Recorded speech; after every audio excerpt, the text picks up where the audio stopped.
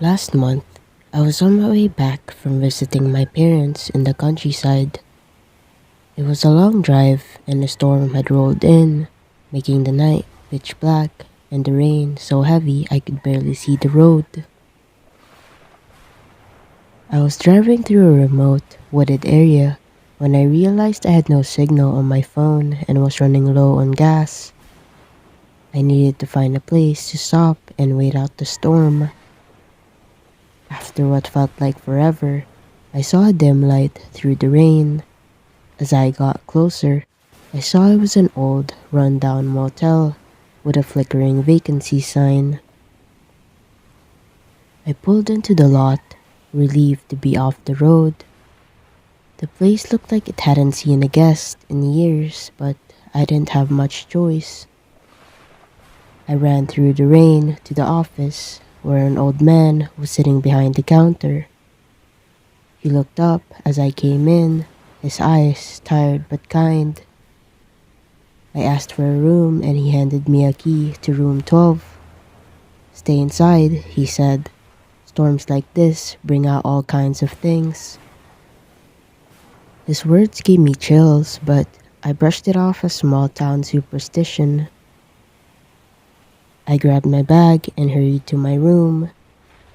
The room was basic but clean enough. I locked the door, put my things down, and tried to relax. The wind howled outside and the rain pounded against the windows. I was about to turn on the TV when I heard it, a faint tapping sound coming from the window. I froze, listening. The tapping continued, steady and rhythmic. I told myself it was just a branch or something blowing in the wind. But my curiosity got the better of me. I walked over to the window and pulled back the curtain. There, in the dim light from the parking lot, I saw the figure of a woman standing just outside the glass. Her hair was dripping wet, plastered to her pale face. Her eyes were hollow, dark pits, and her mouth hung open as if she were trying to scream, but no sound came out. I stumbled back, my heart pounding. I blinked, and she was gone, leaving only raindrops on the window. I let out a breath I didn't realize I was holding and closed the curtain.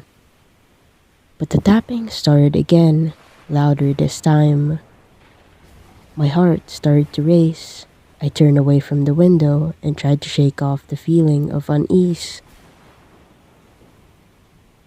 That's when I noticed the closet door was slightly ajar.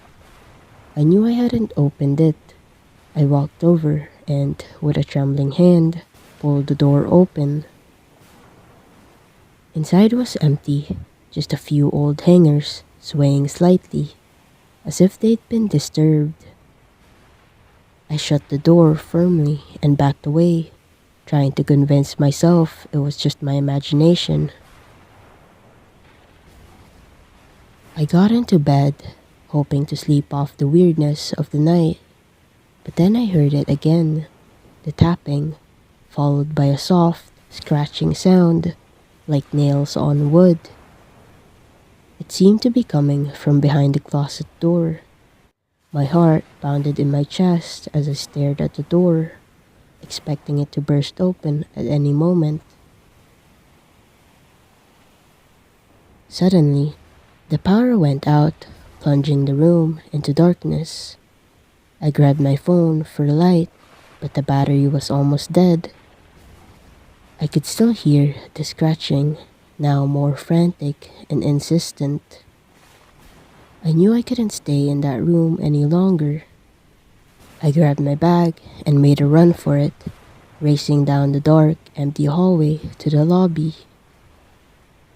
The man was still there, sitting in the dark. He looked at me with those same tired eyes and said, "You saw her, didn't you?"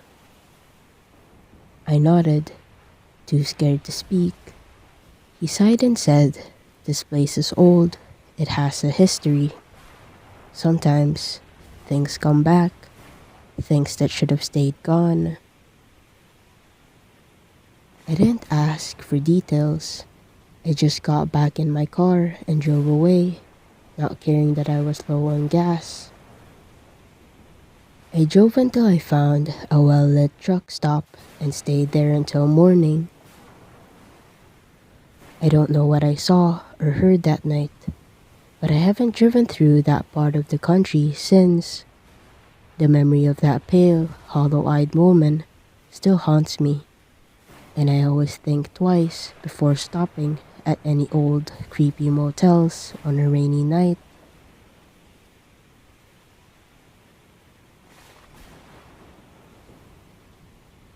Last fall, I was driving back home after visiting a friend in a neighboring town. It was one of those nights where the rain was coming down in sheets, making it nearly impossible to see more than a few feet in front of me. I was on a back road, trying to get home as quickly as possible, but the weather was slowing me down. After an hour of driving through the downpour, I noticed my gas gauge was dangerously low. I hadn't seen a gas station in miles and was starting to get worried. Finally, I spotted a flickering neon sign for a place called Pete's Gas and Go. Relieved, I pulled in under the canopy, the rain drumming loudly in the roof of my car. The place looked old and run down, like it hadn't been updated since the 80s. I got out and started pumping gas, glancing around nervously. The whole place felt deserted, and the only light came from the flickering sign and a dim bulb inside the store. As I was finishing up, I heard a faint sound over the rain, a sort of low, growling noise. I brushed it off, figuring it was just the wind or some animal. But then I heard it again, closer this time. It sounded like it was coming from behind the building. Curiosity got the better of me, and I grabbed my flashlight from the car and walked around the side of the building. The growling was louder now, mixed with a strange, wet sloshing sound. My heart was pounding as I rounded the corner and shone my light into the darkness. There, half hidden in the shadows, was a figure crouched on the ground. It looked like a man, but something was off.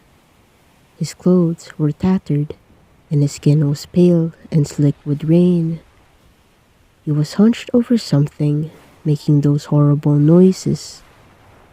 I took a step closer, and my foot splashed in the puddle. The man's head snapped up, and I saw his face.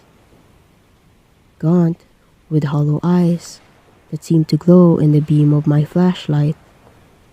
He bared his teeth, and I realized with a jolt of terror that they were unnaturally sharp. I stumbled back, my flashlight slipping from my grasp.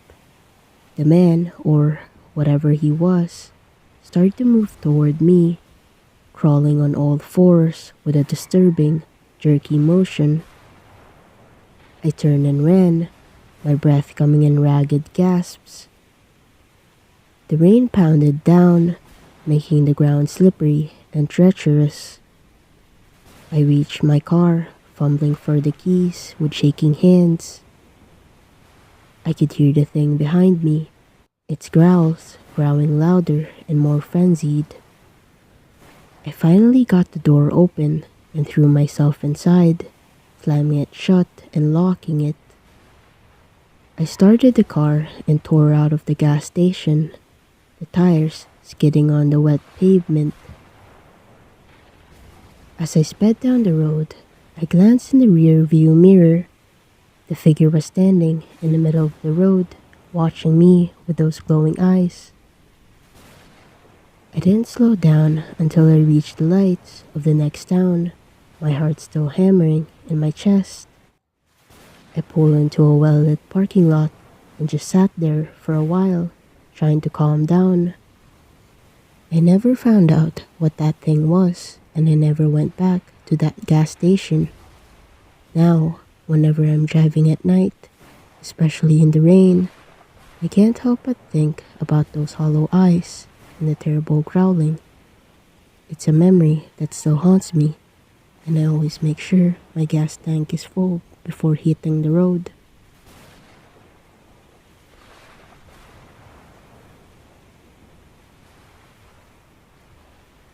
A couple of months ago, I was driving back from a friend's house late at night. The weather had been fine all day, but as soon as I hit the highway, the rain started pouring down the sheets. It was one of those storms where your windshield wipers can't keep up and you can barely see a few feet ahead. I was about an hour from home when I saw a sign for a rest area and decided to pull over. I needed to stretch my legs and maybe wait out the worst of the storm. The rest area was pretty deserted, just a couple of cars parked and no one around. I parked under a flickering streetlight and dashed inside the small building. It had a couple of vending machines and a bathroom. I grabbed a soda and sat down at one of the benches, listening to the rain hammering the roof. After about 10 minutes, I started feeling uneasy. It was too quiet, apart from the storm. I glanced out the window and saw a figure standing by my car.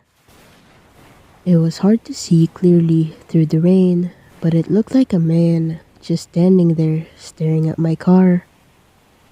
I got up and walked to the window for a better look, but by the time I got there, he was gone.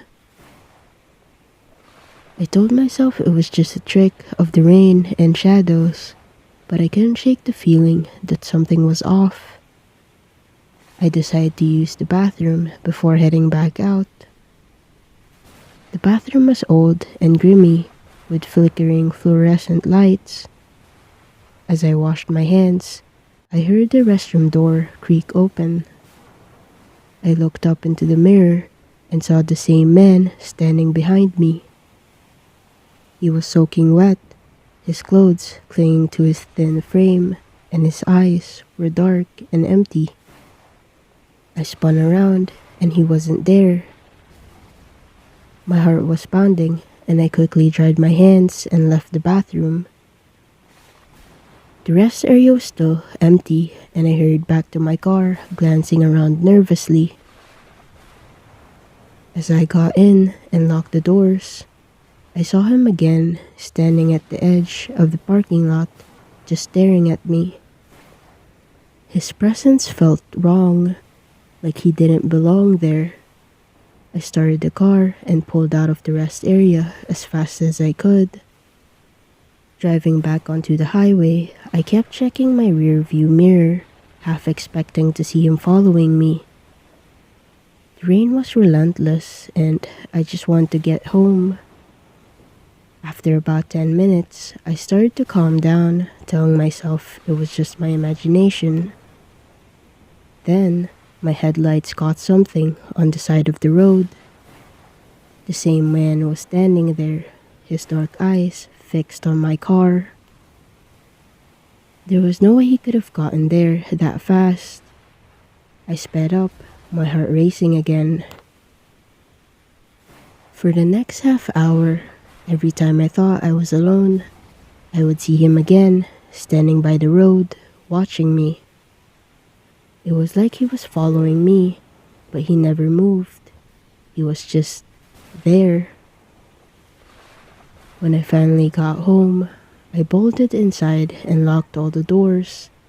I peeked out of the window, half expecting to see him standing in my yard, but there was nothing, just the rain pouring down. I didn't sleep much that night, haunted by the image of those dark, empty eyes. The next day, the storm had passed, and I couldn't shake the feeling of being watched. Even now, whenever it rains, I find myself looking out the window, dreading the sight of that man standing there, staring, waiting.